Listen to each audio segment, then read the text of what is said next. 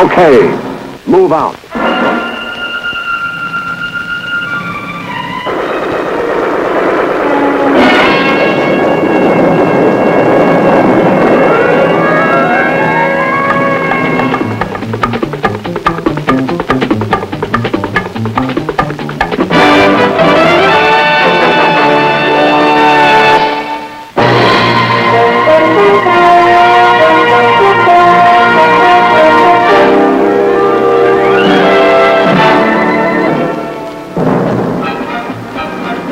From out of the skies over Vietnam come the Screaming Eagles, the heroic paratroopers of the 101st Airborne Division.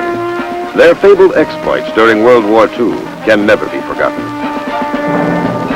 In December 1944, outnumbered and surrounded by the Germans at Bastogne, the men of the 101st courageously fought on. When the Germans ordered them to surrender or be annihilated, their acting commander, Brigadier General Anthony McAuliffe, gave the historic reply, nuts, and they stood until the Germans were defeated.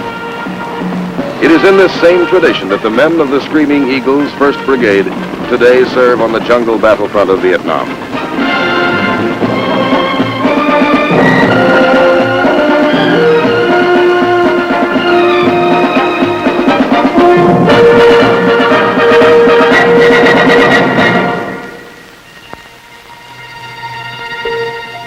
On a warm spring day in 1965, several Army aviation companies arrive in Vietnam aboard the carrier USS Iwo Jima. It is the beginning of the Army's air mobility buildup, the first of the assault helicopters, which soon will fill the air over this embattled land.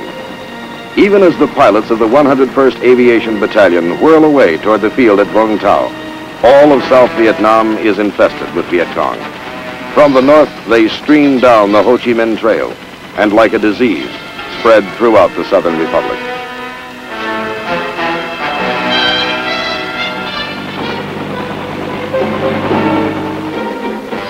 Into this setting come the first of the Screaming Eagles, the aviation crews of Company A, forerunners in the massive American military buildup to stop the communist enemy. For the Republic, this is a time of desperation.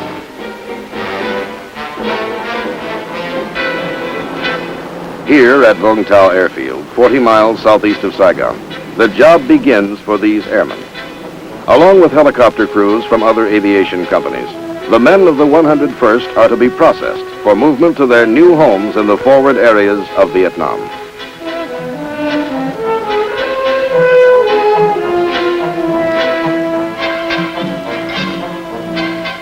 Their mission now is to create the helicopter bases from which U.S. Army forces can be flown into combat against the Viet Cong.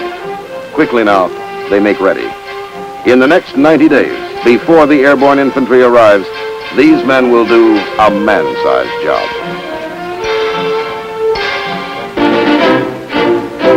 On the 29th of July, 1965, the 1st Brigade of the 101st Airborne Division arrives at Cam Ranh Bay.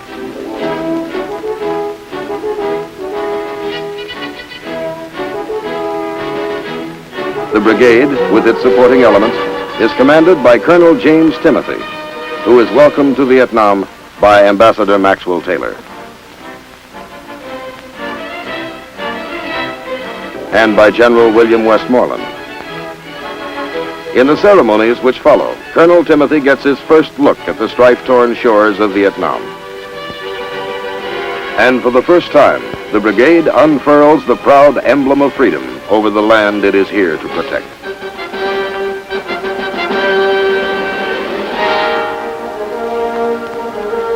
To Ambassador Taylor, the occasion holds a special meaning, as the one-time commander of the 101st talks to his son, Captain Thomas Taylor, now a member of the Screaming Eagles. Concluding the day's events, some of the airborne infantrymen stage a parachute jump for Ambassador Taylor and General Westmoreland. It is to be one of the few jumps these paratroopers will make in Vietnam. The Screaming Eagles descend toward the earth and the unknown hardships of jungle warfare they will face in the months ahead.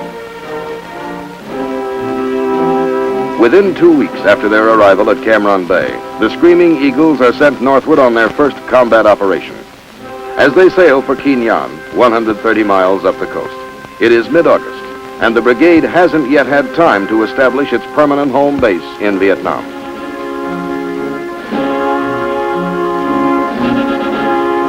While the Vietnamese are celebrating the Lantern Festival, the men of the 327th and 502nd are moving inland from Quy Nhon to An Khê in the Central Highlands. Their mission is to clear and secure the An Khê area as a base camp for the U.S. 1st Cavalry Division Air Mobile, which will be arriving from the United States in a matter of days. At Bao Mang Pass, overlooking An Khê, the landings begin. After months of special training at Fort Campbell, Kentucky, this is it, the moment every man knew would come. A Viet Cong main force battalion has been reported in the area, and the airborne infantrymen expect instant contact.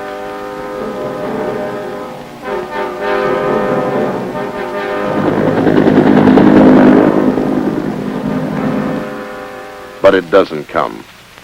The Viet Cong are evasive, biding their time. It is an anticlimax for the men. This is their first lesson in Vietnam. No big battles when expected.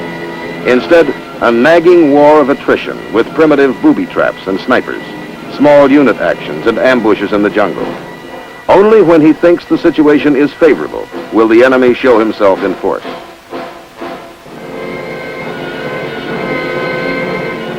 So the long, hard task of ferreting out the communist enemy begins.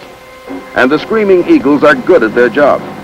By the end of September, they will kill 600 Viet Cong. It will be a difficult thing, and some of these airborne fighting men will die. But the job, for this time, will be done.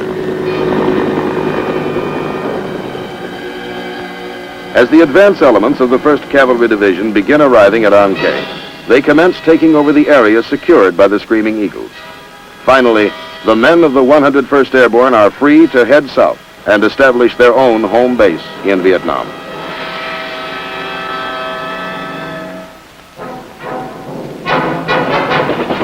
From An Khê and the Central Highlands, the brigade moves 170 miles to the coastal town of Phan Rang.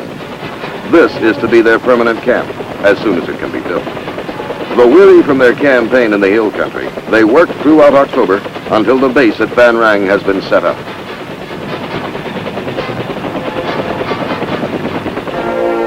General Westmoreland visits the Screaming Eagles on Thanksgiving Day, 1965, and inspects the camp at Phan Rang. He is pleased with their performance at An Khê and congratulates them on a job well done.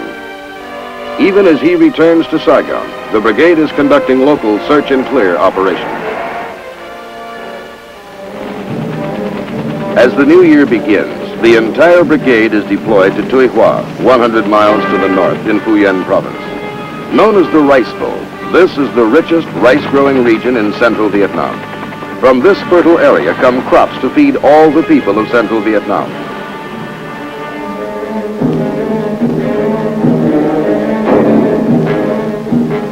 But the Viet Cong have been seizing the harvest and collecting unbearable taxes from the frightened farmers.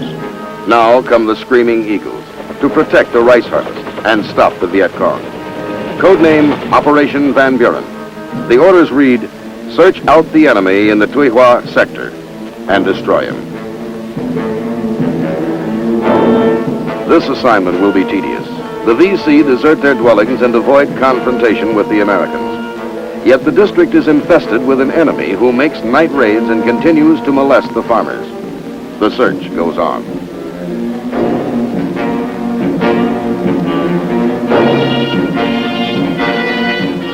Brigadier General Willard Pearson takes over command of the Screaming Eagles on the 29th of January, 1966. He steps up the pressure on the Viet Cong. Fire!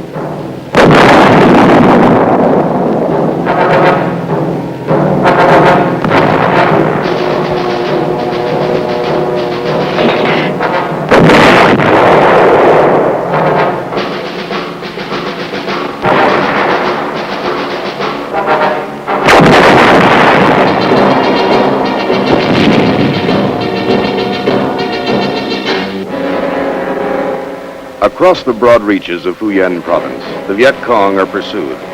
For the most part, they evade capture and withdraw to disappear in hidden underground sanctuaries. In the wake of U.S. military operations, the enemy rice raids diminish.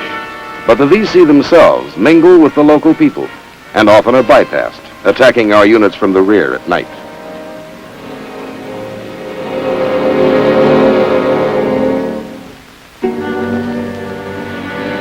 On 8 February, the Deputy Commander of the U.S. Military Assistance Command, Vietnam, Lieutenant General John Heynckes, comes to Tuy Hoa to personally evaluate the situation.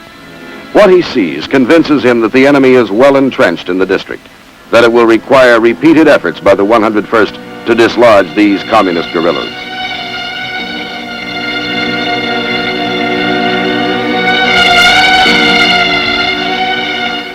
Operation Van Buren becomes Operation Harrison. February becomes March, and daily the Screaming Eagles patrol the jungles and foothills surrounding the rice fields of Tuy Hoa.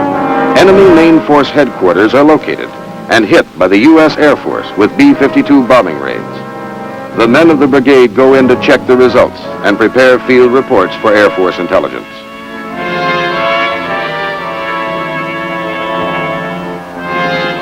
Daily they go out, and daily they return. In 90 days, the men of the brigade gain control of the Tuy Hoa region. Now operating in small units, they kill 516 hardcore Viet Cong troops between February and April. The rice crops are saved.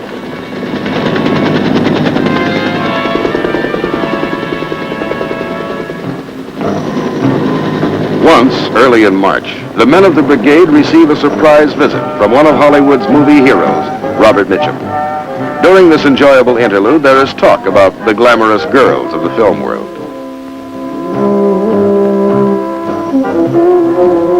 Mr. Mitchum is given the opportunity to fire some of the weapons of the real-life heroes in Vietnam.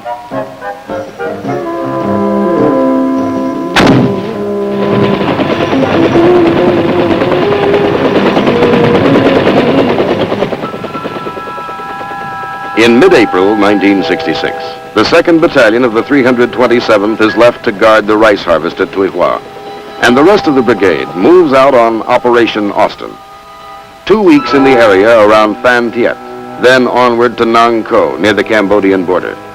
Here, where the Ho Chi Minh Trail enters South Vietnam, the Screaming Eagles meet the 141st Regiment of the North Vietnamese Army.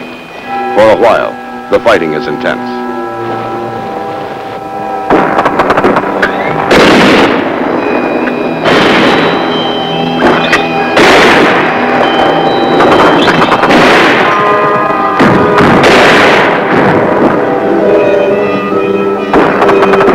The 502nd Airborne Infantry takes a number of casualties. It takes 6 days, from the 14th to the 20th of May, for the U.S. paratroopers to drive the North Vietnamese aggressors out of their positions in the foothills of Nang Co. The communist regulars are well disciplined, well equipped, and tenacious.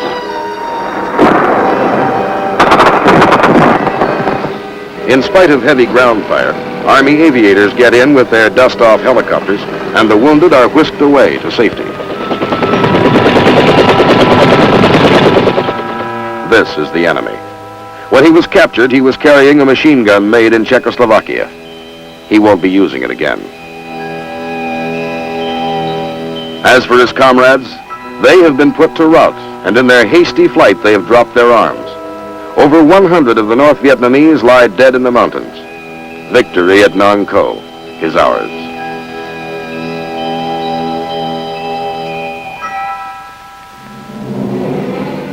But for the Screaming Eagles, the greatest testing is still to come. Far to the north in Kon Tum province, the brigade launches Operation Hawthorne in the area around Dak To. Kon Tum is a forbidding wilderness lying in the foothills of the mountain country which marks the border of Cambodia. It is the first week of June, and the air is heavy and humid. Until now, the enemy has held sway here.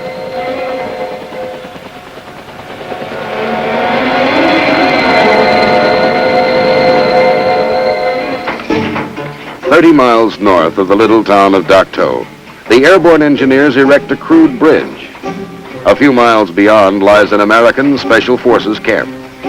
It has been under siege by the Viet Cong for nearly a week. Supplies and ammunition are badly needed, and relief troops must get through. The first of the trucks, begins crossing.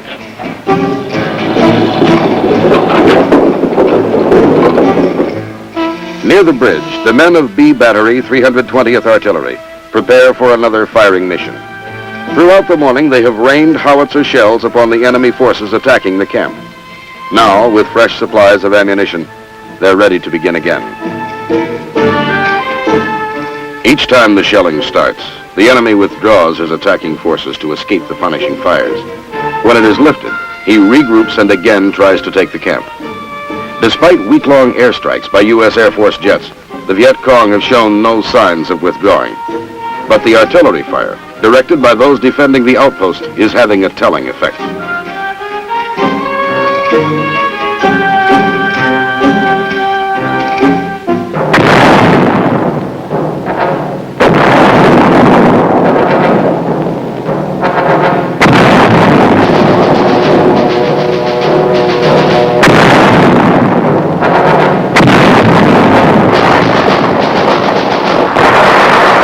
The screaming eagles are under fire. The enemy has come to silence the guns. Communist fire comes from everywhere.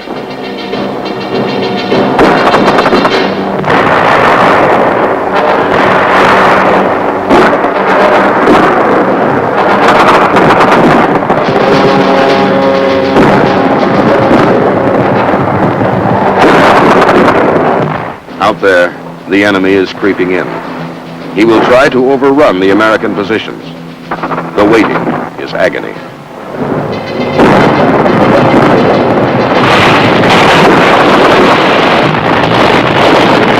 Then the enemy makes his move. This is it, live or die.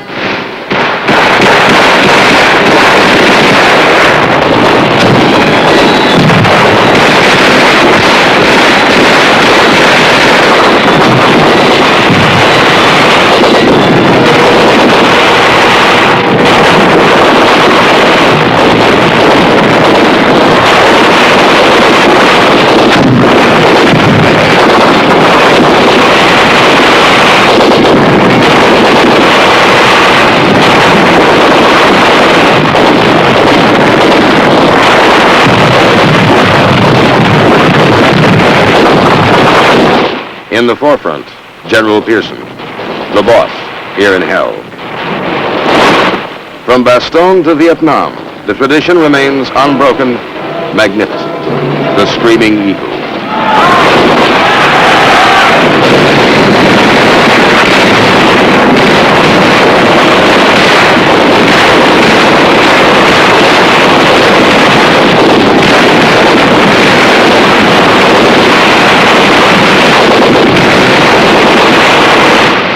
The battle wanes.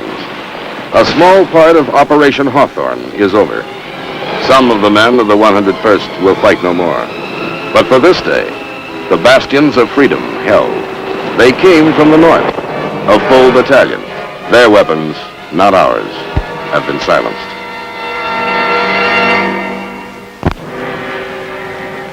Throughout the oppressive days and nights of June 1966, Operation Hawthorne continues. In the violent conflict which rages in Kon Tum province, the Screaming Eagles repeatedly beat back prize troop units of the North Vietnamese Army. In 16 straight days of combat, the brigade envelops the 24th North Vietnamese Army Regiment, and more than 500 of the communist aggressors are killed. It is the largest single battle of the war for the men of the 101st.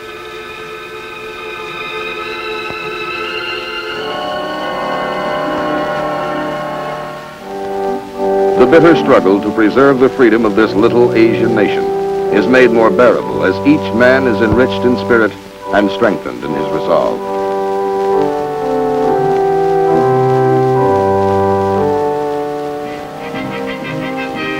At last, the fighting is done.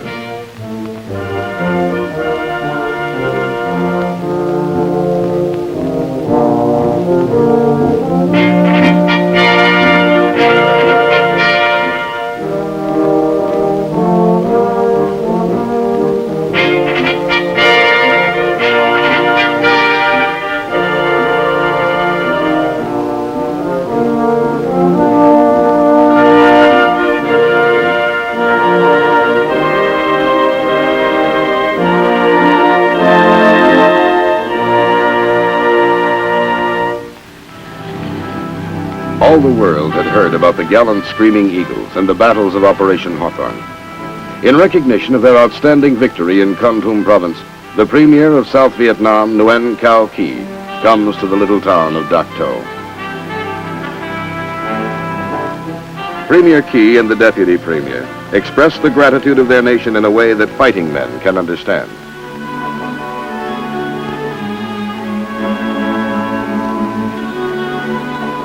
These are some of the weapons taken from the enemy, the premier is told. In the hands of the communists, the arms of China, Poland, Czechoslovakia, Russia, and even a variety of United States, French, and British weapons which had fallen into those same enemy hands. Living evidence of the North Vietnamese regular army, 6 out of the 22 taken alive by the Screaming Eagles. Premier Ky confronts the aggressors. "You are lucky the Americans have taken you," he smiles.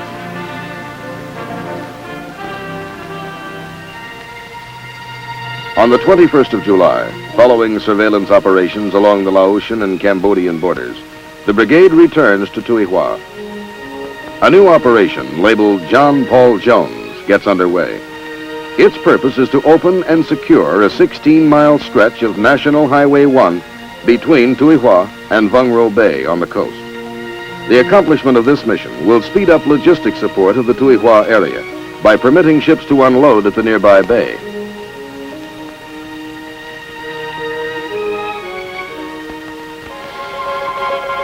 It begins with elements of the 502nd Infantry landing at the cliff-guarded Vung Ro Bay, where, without encountering resistance, they begin moving inland to link up with the oncoming units of the 327th.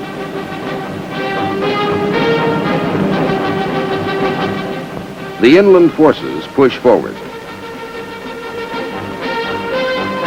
securing the highway and sweeping the adjoining countryside. Supported by helicopter gunships, heliborne assault troops clean out the operational zone within 6 weeks.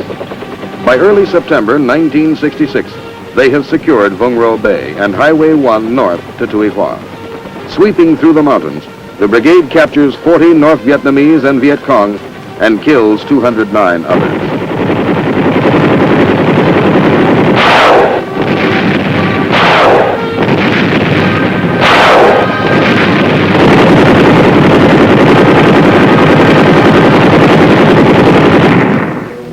While Operation John Paul Jones is still in progress, the engineers begin construction work on the connecting highway between Vung Ro Bay and Highway 1. The Screaming Eagles have done their job well, and a new seaport is born.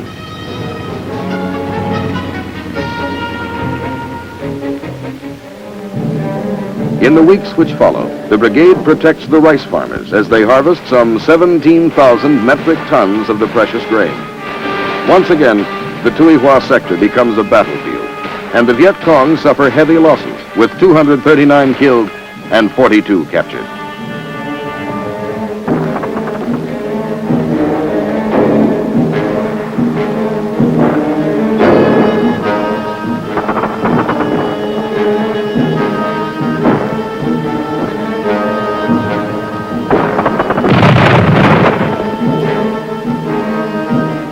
The Viet Cong have had enough. They are nowhere to be found.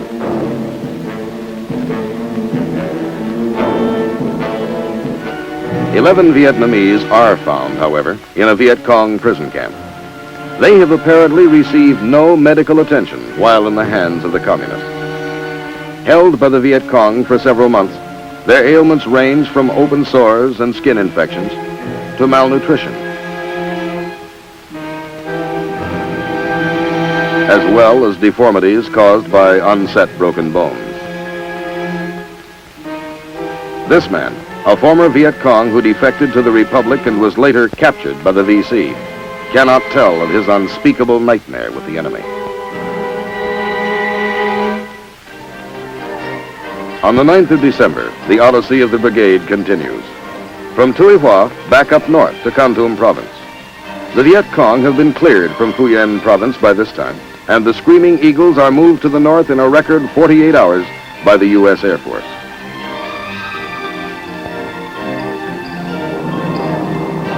The deployment of the brigade by means of parachute marks the first jump in more than a year for many of the men.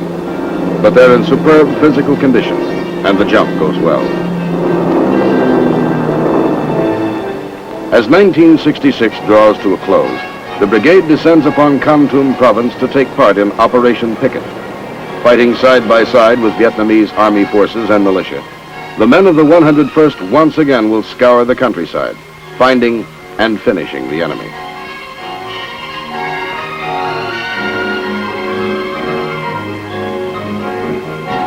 The operations in Kon Tum province continue until the 21st of January, 1967. Then, after more than a year's absence from their home base at Van Rang, the brigade is ordered back for a rest. It seems a long time since the LSTs first moved the brigade up to Kin Yong as they headed for their first combat around An Khe. Now, the LSTs are taking them home.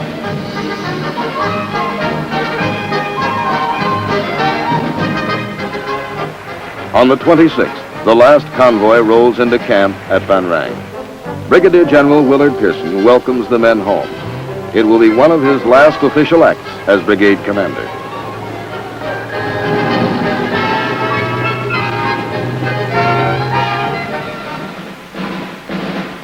Two days later, General Pearson transfers command of the 1st Brigade, 101st Airborne Division to the new brigade commander, Brigadier General S.H. Matheson. The battle-hardened troops watch with solemn pride as Lieutenant General Engler pins the Legion of Merit on the uniform of their departing commander. So the Screaming Eagles bid farewell to the commander who led them in 14 combat operations from one end of Vietnam to the other. For the Screaming Eagles, as for the rest of the United States military forces in Vietnam, the valiant effort to keep that young nation free continues.